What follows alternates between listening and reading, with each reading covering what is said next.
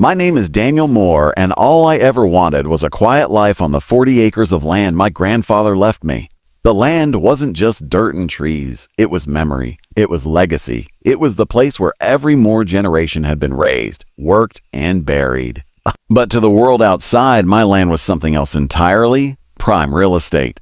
Developers had been trying to buy it from me for nearly 10 years. Some were polite, some aggressive, and some downright annoying. But the answer was always the same: no, my land, my rules. Then came the Willow Spring Development Group, a company with deep pockets and even deeper influence. They didn't take a no easily.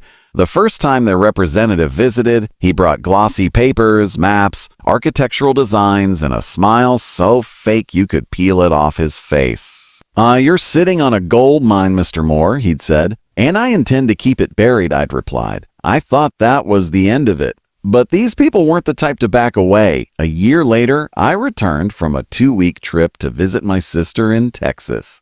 When I drove up the long dirt road toward my property, dust trailing behind my truck, I saw something that nearly stopped my heart. Houses, dozens of them. Tall, 2-story, identical houses stacked side by side like they'd been stamped out of a mold.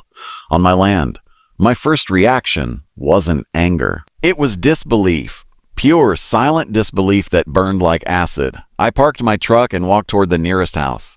Workers were painting walls, installing windows, mowing lawns, and fitting mailboxes. They acted like they belonged there. A man in a green HOA vest approached me, clipboard in hand. "Yes, sir, this area is restricted to homeowners and approved personnel only. I'll have to ask you to leave." I stared at him. "Do you know whose land you're standing on?" He gave a rehearsed smile. "Yes. This area is owned by Willow Spring Housing Association, OC. If you have concerns, feel free to contact our office. Have a good day." And he walked away. That moment changed everything. My land had been stolen, not secretly, not quietly, but right in the open. They assumed I wouldn't fight. They assumed I didn't have power. They assumed wrong. I went straight to the county records office. After hours of digging through dusty files, I learned the truth. A forged deed, a fake purchase agreement, a signed to transfer of ownership document with a signature that looked nothing like mine. Willow Spring had bribed someone inside county offices to push everything through. It was all illegal. Every single house, every inch of concrete they poured. I hired a lawyer, a sharp old man named Harris, who loved 2 things: the law and revenge. But lawsuits take time, and time was exactly what the HOA needed to finish their construction.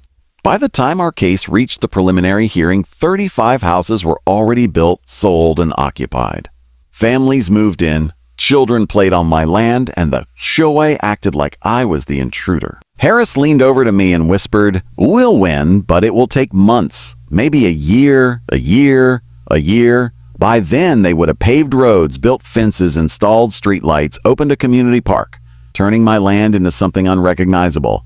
I needed another solution, something faster, something undeniable." And that's when I remembered something my grandfather told me years ago while we were repairing the old stone wall behind the barn. "Son, always know the veins of your land. Every hill, every stream, and every bit of water that flows through it."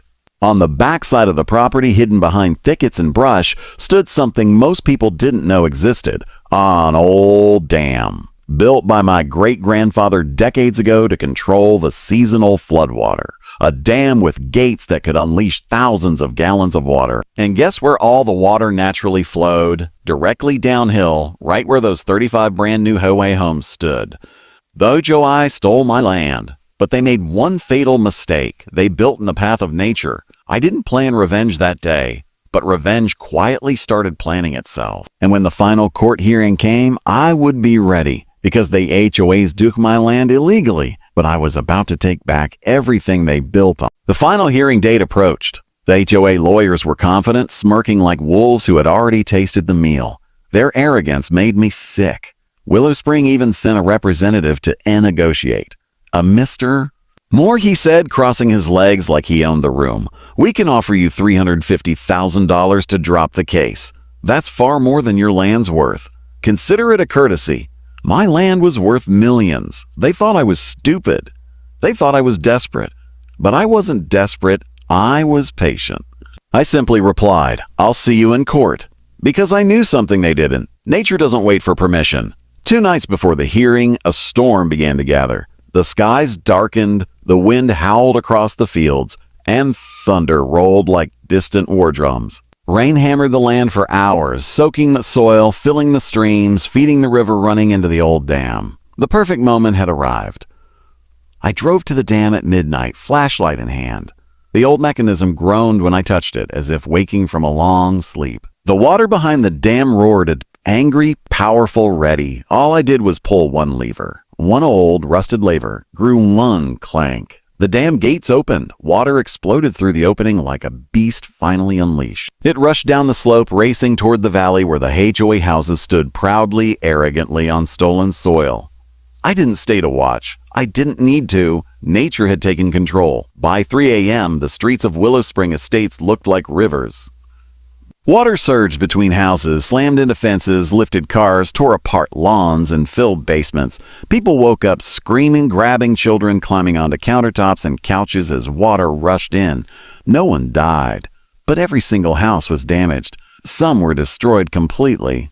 The news spread like wildfire. A sudden flood hits New HOA development, dozens of homes damaged. The HOA tried to blame me, of course, but they made a major mistake. In the original land records, the ones they forgot to alter, the floodplain lines were still clearly marked.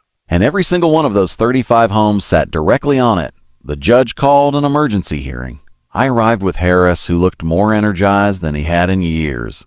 The HOA lawyers were pale. Willow Springs' CEO looked like he'd aged a decade overnight. The judge banged his gavel.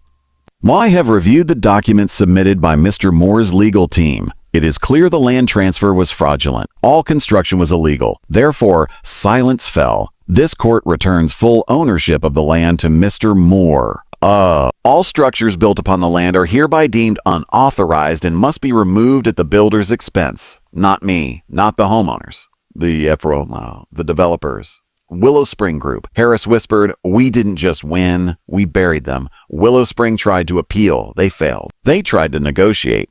I refused. They tried to buy me off. I laughed in their faces. And slowly, painfully, expensively, those 35 houses were demolished. Every brick, every fence, every mailbox. People moved out. Trucks carried debris away. And the land slowly returned to what it always was.